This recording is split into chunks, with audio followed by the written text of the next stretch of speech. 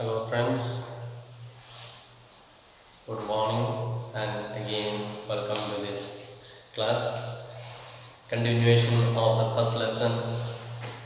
The topic we are dealing with is development, and today we shall continue with the yesterday's class that we are talking about the different other criteria for seeing how whether the people are developed or not. We can see the per capita income, the average income of a person in a year, or we can see the health facilities, we can see the literacy rate, we can see the infant mortality rate, and so on. So all these will be improving if the place or if the state or if the country is developing. So just by looking at the money alone is not enough. We have to increase the facilities of school, hospitals and other public facilities. Then overall development should be there. Otherwise we will be only having money and the people's condition becomes weaker and weaker. So the money that we get, we have to invest, we have to make use so that we can get benefit out of it. That should be our goal. Then only we can really say that we are progressing or developing. Let us see activity 3. Yesterday we saw activity 1 and 2. Now let us see about activity 3. What is activity 3? Let us see. So it is said about BMI. BMI means body mass index.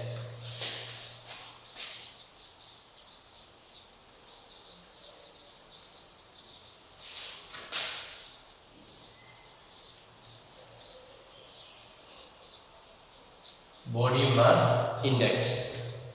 So how to find out whether a person's health is okay or not, whether his growth is okay or not. So there is a method is there to find out whether your growth is okay or not. Of course it is meant for grown-up people like children who are at the stage of growing. So we cannot exactly say whether you are under growth or not, because your growth is not yet over. Some children, they will in the beginning they may not grow very fast, but suddenly they may grow very fast. So till the age of 20 you will be keep on growing. So it is meant for people who are above 20 years of age. So if your weight is less, you don't need to get worried. There is still time for you to get weight or to achieve growth. But it is meant for people who are already grown up. So it is one way of finding out whether a person is undernourished or not. Undernourished means below the proper weight. A person at a certain age supposed to have certain height and certain weight. So if that is not there, means that person is undernourished, not getting proper food. So BMI, this is easy to calculate. Take the weight of a person in kg. So how to find out BMI? Take the weight. Let us say in kg. Let us say his weight is 45 kg. His weight is, let's say, 45 kg, or let us say 60 kg. 45 is too less.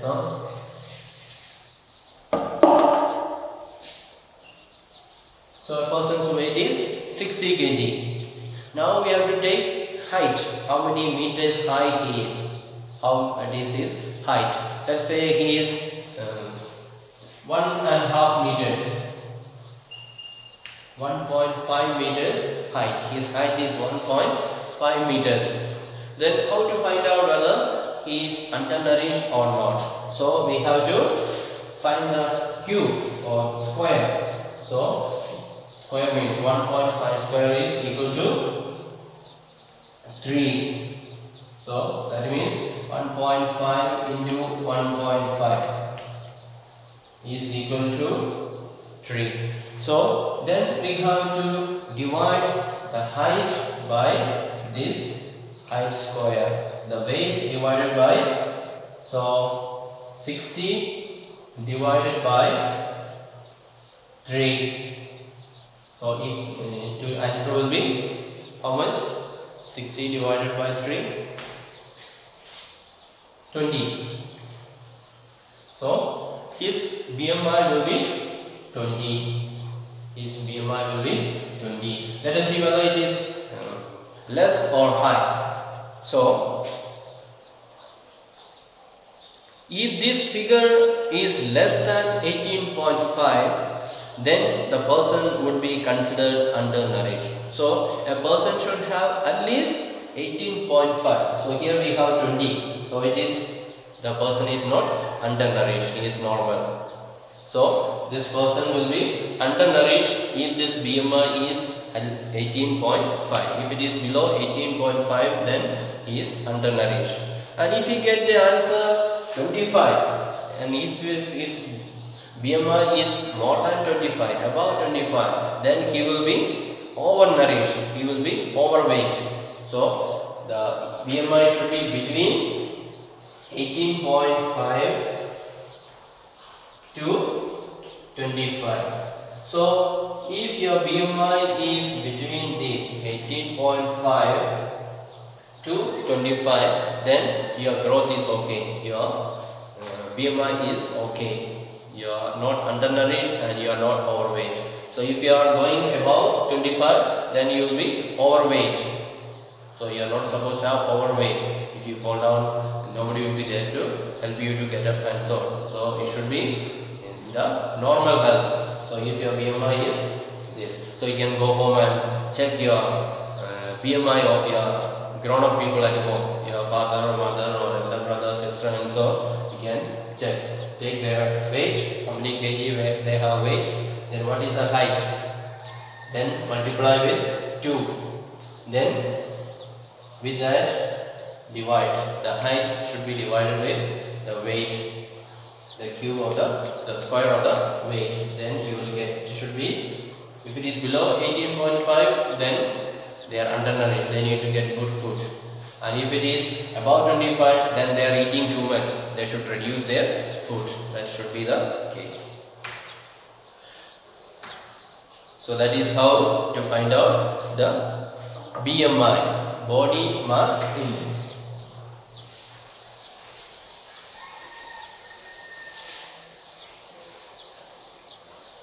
Now let us see human development report. Human development report.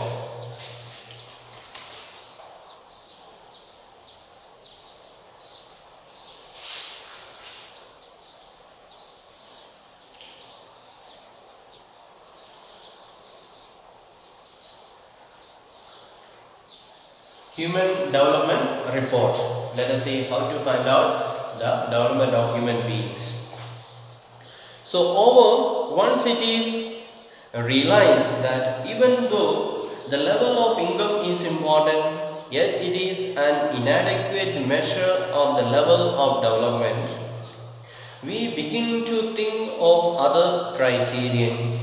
There we could be a long list of such criterion, but then it would not be so useful.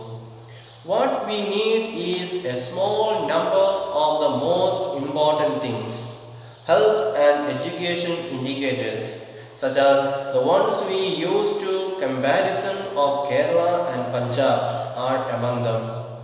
Over the past decade or so, health and education indicators have come to be widely used along with income as a measure of development. For instance, Human Development Report published by UNDP compares, what is UNDP? United Nations Development Program. That's the full form of UNDP.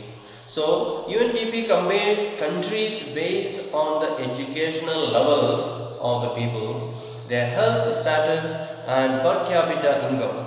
It would be interesting to look at certain relevant data regarding India and its neighbors from Human Development Report 2006. So, in order to find out the total development of the human beings, we need to find out different aspects. Not only money is also important, but health facility, education facility, all these things are needed. So a chart is given there with a few countries like Sri Lanka, India, Myanmar, Pakistan, Nepal, Bangladesh. So all these are from Asia. We are all neighboring countries. So let us see how the development is taking place, especially the human development is taking place in these countries. So first let us see Sri Lanka. Sri Lanka has got per capita income, so it is given in dollar so that it will be equally. Otherwise, if it is given in their own money, then it will be different value in different countries. So in order to make it equal for everybody, the money is given in dollar. So an average income of a Sri Lankan fellow, his income per year is $4,390. Then you can compare with others. What is the income of India?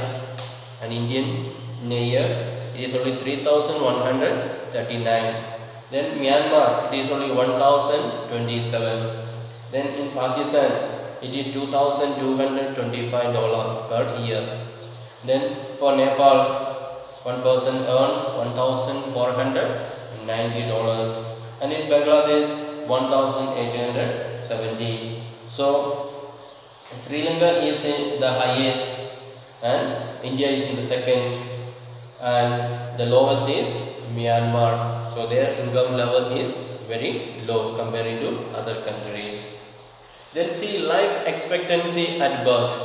Life expectancy means how many years average a person lives in these countries.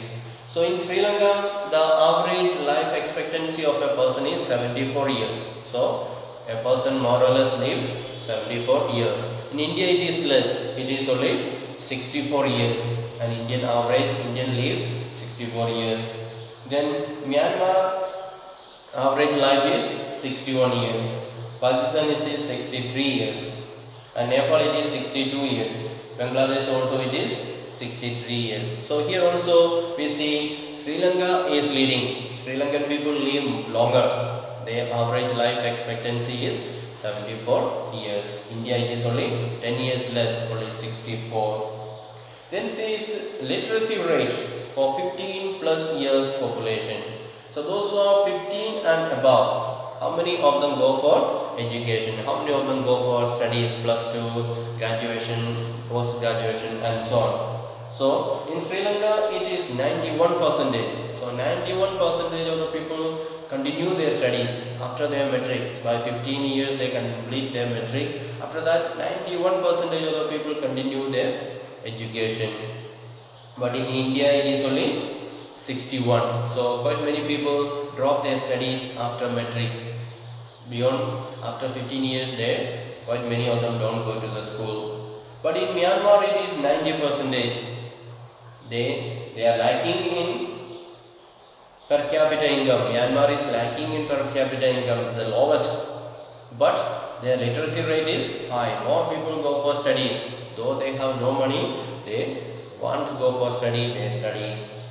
Then others like Pakistan, Nepal and Bangladesh, they are also same like India or less than India. Quite many people don't go for studies after their metric. Then gross enrollment ratio for 3 levels. Then let us see gross ratio. Gross means altogether 3 levels of education, or how many of them enroll to the school. What are the gross? Gross means the 3 levels of primary school, secondary school and higher secondary level. So these all together we put these 3 sections of school: primary level, secondary level and higher secondary level. How many of them go to the school for studies? What is the percentage for Sri Lanka? Sri Lanka is leading again. 69% of the people go for high school levels: school, primary, secondary and higher secondary. India it is only 60. So India is getting second place for children sending to school. Then others are very low again. Myanmar only 48% high school level. Then Pakistan it is 35% and Nepal it is 61% and Bangladesh it is 53%. Then Human Development Index in the world. Let us see, after seeing all these different areas, different countries are leading, but in human development, let us see as a whole. So Sri Lanka is leading only 93%. Their development is 93%. India is 126. India's Human Development Index shows 126. but all others are still higher. You can see, though other countries like Myanmar, Pakistan, Nepal, Bangladesh, they are lagging behind in education and per capita income, literacy rate, everything they are lagging behind. But when it comes to human development index, we see they are much better than India. They have got 130 and so on. So others 134, 138, 137 and so on. So we need to come up much more again. Of course, it is leading. India has got second rank. Sri Lanka is again close. So India has got the rank 126. Among these countries, India has got second rank. So, but other countries are all just close to India. They can overtake. Though they are lagging much behind here, but here they are very close in human rank index. They are very close to India. Sri Lanka is much ahead. So we need to improve. So that shows it is not enough to have money alone, but we need to invest that money for healthcare, for education facility and other public facilities. Then only we can really say that we are progressing, we are improving and we are really developing. So government is doing their level best in order to provide this education and this all-round development, and we need to cooperate with the government and make use these facilities the maximum. Then only we can achieve that. Otherwise these facilities will come and go and nobody will make use of it. So isn't it surprising that a small country in our neighborhood, Sri Lanka, is much ahead of India in every respect, and a big country like ours has such a low rank in the world? So Sri Lanka is much smaller than India in size and in population wise, but we see Sri Lanka is much ahead in different aspects, in literacy rate, in higher education rate, in the human index rate. Everywhere we see Sri Lanka is much ahead of India. So it should be very surprising that we as a big country, as a big population, still lagging behind in these matters of development. Sri Lanka is much ahead of us. So the table 1.6 also shows that though Nepal has half the per capita income of India, yet it is not far behind India in life expectancy and literacy level. So income level, Nepal is much below India. But when it comes to literacy level or life expectancy, there is no much difference between India and Nepal. So they are making, though they have got a very less income, per capita income is much low, but the income that they have, they are investing thoroughly in the hospitals, in the schools, so that they can have literacy, high literacy level and good life and longer life expectancy and so on. That way they are making use of it. And many improvements have been suggested in calculating HDI, and many new components have been added to the human development report. But the prefixing human to development, it has made it very clear that what is important is development is what is happening to the citizens of the country. It is people, their health, their well-being that is most important. So when we talk about the development, it should be concerned about people also, not simply making a lot of buildings, lot of facilities or lot of roads or factories, all those things. But how does it help human beings to improve their life, to have good health, to have good education? So all that matters. So all the development that we do outside, it should help the people, it should affect the people, it should help the people to improve. Then only we can really say it is a development. That's why we call it Human Development Index. Otherwise, if it does not touch the human beings, then that development will remain outside. It will not help the people anyway. So every development should be people oriented. It should be development for the people. They should be able to get benefit from it, good health, good education and so on. And do you think that there are certain other aspects that should be considered in measuring human development? So the textbook says that we must consider life expectancy, literacy rate and so on. in order to consider the development. What is about, if you think, you may find that there may be some more areas where we must include to consider whether the human beings are developing or not, or receiving the development or not. Can you say any? We have any other point that should be added to this in order to consider the development of the human beings? We can think about hygiene, is it not?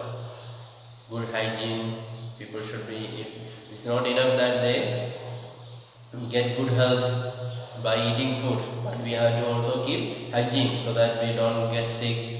So those healthcare facilities should be there, or the information, the knowledge should be provided for the people. Public awareness should be there, how we must keep ourselves clean, or wearing clean dress and so on. All these are important. So we can add your own points which are, how can you say a person should be developed, or also how to behave in public, good manners, etiquette. All these are also will reveal whether a person has developed or not. He is highly educated, he has got plenty of money, but he does not know how to behave with others. He is always shouting at others, he thinking that others are his slave. So if that person has got such kind of behavior, then we cannot say he has achieved development. So all these are important.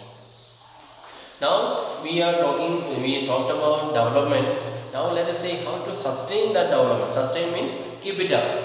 You should not get high education then suddenly go down. That is not sustainability. So the development that we have achieved, it should go on progressing more and more. It should not come down. It should keep up. That is called sustainability.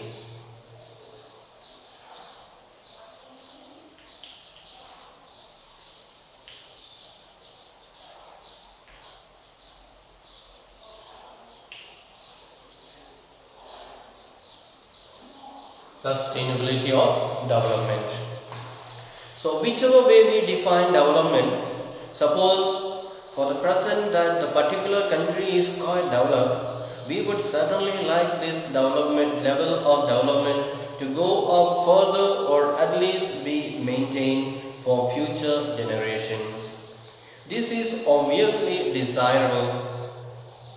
However, since the second half of the 20th century, a number of scientists have been warning that the present type, the levels and development are not sustainable. So many people suggested, the scientists and the learned people, they have suggested the present way of attaining development in our country, it is not sustainable. It may collapse anytime. We are just trying, rushing. So there is no proper foundation, there is no proper method of going. You may not sustain, it may collapse any time.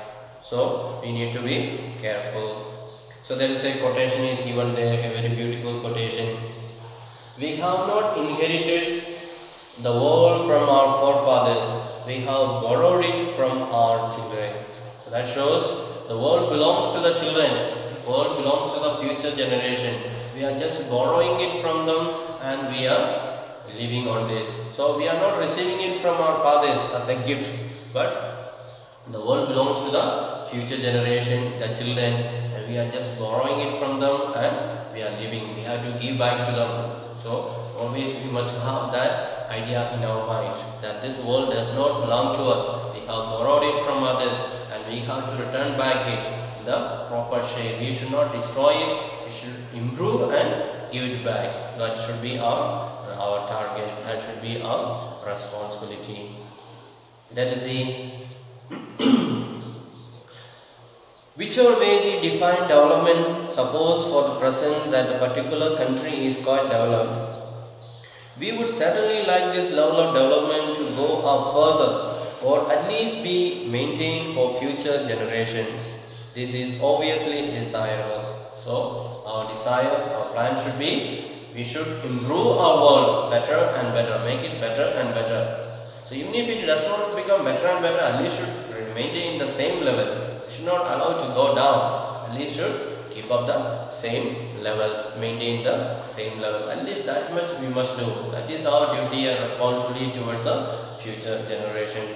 But the scientists and others have realized that the present level of going is not going to help us to stay for a long time in that level. We will come down. It is not sustainable. So let us see what are the reasons why do the scientists say that it is not sustainable. So see the example, groundwater in India. It is about groundwater in India. So recent evidence suggests that the groundwater is under serious threat of overuse in many parts of the country. About 300 districts have reported a water level decline of over 4 meters during the last 20 years. So one thing that we face in our country, for development we use our country. Example, for cultivation, for farming, we use underground water from the tube wells. We pump out the water and we do the irrigation. So when we use the water from the underground, so we go on taking it out and the water level will go down and down. So last 20 years of time, it seems that the underground water level has gone down 4 meters low. So if you are digging well, we have to dig again more deeper. 4 meters more we have to dig. So that shows we are taking out too much water and the ground becomes dry and dry. The water level is going down. So how can we increase the underground water level? Make sure that when the rain comes, this water is sinking into the soil. The water should enter and go deeper into the soil. Then the water level will come up, underground water level. So most of the places we see the cement is put on the floor or the tiles are put on the floor and the water cannot go down. Water is just flowing down to the river and escaping. So instead, if our land, if our courtyards, if our areas are level and water is remaining there, slowly it will sink down to the ground and the water level will come up. So that we are not doing. We are allowing the water to flow away. And so many states in our country, around 300 districts in our country, they are overusing the groundwater and as a result the water level in the country will go down. Then nearly 1/3 of the country is overusing their groundwater resources. So 1/3 of the country, 1/3 of the part of the country, the people living there, they are overusing the water. And in another 25 years, 60% of the country would be doing the same if the present way of using this resource continues. So, if this present way of using underground water continuing, then after 25 years, the 60% of the people will be doing it. Now only 1/3 of the people, that means 33% of the people are doing now, overusing the water. After 25 years, it will become almost double. 60% of the people will be overusing the groundwater. So the more groundwater we take out, we can see the earth will become drier and drier. And water sources will be very scarce and the springs will die off and so on. So it is very dangerous thing that we face. Because of our development, we are facing a future natural sources scarcity like water and so on. And groundwater overuse is particularly found in the agriculturally prosperous regions like Punjab, Western UP and hard rock plateau areas of central and south India, some coastal areas and the rapidly growing urban settlement. So these are the areas in our country where people are overusing the water. For Punjab and UP, there farming is very important and people are using the water for farming. Then other places like central India, south India and so on, they are also overusing the water resources and water level is going down. So that is the situation. So how can we improve this water level? As I said, we must allow the maximum water to go down into the soil. Instead of allowing it to flow away and reach the sea, we must allow the water to sink down into the soil and reach down so that it will enter into the soil and go down and underground water level will come up.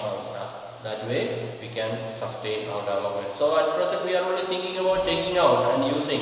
We are not thinking about giving back or depositing. So As we take out, we also have to deposit. Then only it will be balanced. Otherwise, we keep on taking out and not giving back, not depositing, and the storage will be empty. So the groundwater is an example of renewable resources. We know groundwater is renewable resources. As we use it, we also have to send it, so we can go on using it in a cycle. And these resources are replenished by nature, as in the case of crops and plants. However, even these resources may be overused. For example, in the case of groundwater, if we use more than what is being replenished by rain, then we would be overusing this resource. So as I already said, we must allow the water to sink down into the soil. Otherwise we keep on taking, it will get over. And non-renewable resources are those which will get exhausted after years of use. We have a fixed stock on earth which cannot be replenished, and we do discover new resources that we did not know of earlier. New sources in this way add to the stock. However, over time, even this will get extinguished. So just as we said in the case example of water, there are so many other resources are there in our land, in our nature, like mineral resources, oil resources. All these are resources, and it is all will get over. It is not renewable resources. It will get over. So if you are not careful in using them, if you are not using them according to the proportion of the availability, then what will happen? After a few years, all these resources will be completely over, and our development will suddenly come down. It will not be able to go up. It will be coming down. So let us, for example, crude oil that we extract from the earth is a non-renewable resource. However, we may find a source of oil that we did not know of earlier. Explorations are being undertaken all the time. For example, we said mineral oil. Let us see the mineral oil or the crude oil reserves in the world. So, the Middle East, that is the Gulf countries, they have reserves. 89 billion tons of oil reserves are there under the earth, and that will be sufficient for 93 years. For 93 more years we can use this oil. After 93 years there will be no more oil in the Middle East region, unless they find out new one. What they have found out so far is sufficient for 93 years.